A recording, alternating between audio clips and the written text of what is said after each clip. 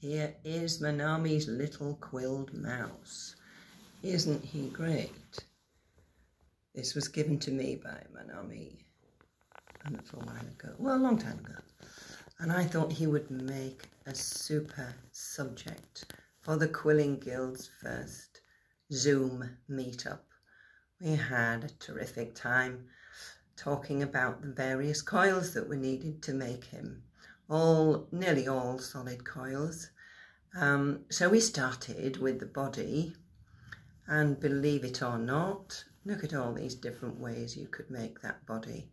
All different, and lots of input from everybody was really good.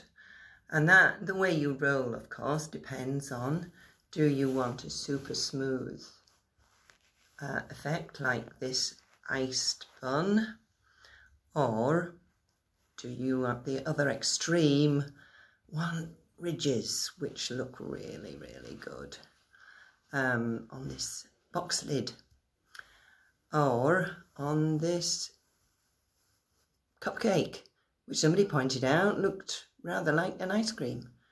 So I'm off to quill an ice cream before too long. Then we moved on to noses. So Manami made her mouse nose out of a little black copper coil like that. But there are various other ways. This little chap has got a bead for his nose. Beads are very useful, and especially coated in glue so they're shiny. That gives a good effect for your model. Because you could start off your body coil with pink before you begin to roll, and then push it into a nose at the end, like this guy has got. He's also got highlights in his eyes that were put on with Tipp-Ex or whiteout or something like that. And that's quite important. Eyes with highlights look really good. If you want to be perfectionist about it and only use quilling, then of course they can be quilled. My favourite way of making an eye with a highlight. And that's quite important because your quilled creature can look in the direction that you want it to look. Who's he looking at? He's looking at dinner, and dinner is looking back at him. And that depends all on where you put the highlight. And then we went on to talk about the spectacles that Manami's delightful little mouse is wearing, and what you might use to make ring coils, all the various ways. Here's just a few. Something you found on the dressing table, or your finger, or an actual dowel, maybe made of wood, or one that you've made out of solid coils, perhaps.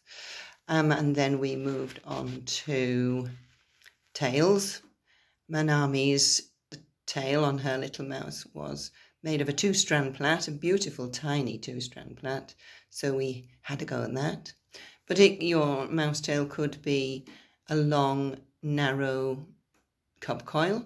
So this was made of a very wide strip and then pushed with a skewer to make it long and thin. But a tail could also be a tendril, perhaps, like this little chap's got, and this one. And you can wrap a tail around something, of course. In this case, around a wheat stalk. But the easiest way to make a tail, of course, is a simple open coil, just one strip. So especially if you're going to make a tiny, tiny mouse, perhaps a tail would just be one strip. And then finally, we talked about using bendy bandaging for your tail, because then you can shape it into any shape you like. So we had a go at bendy bandaging too, which was quite fun.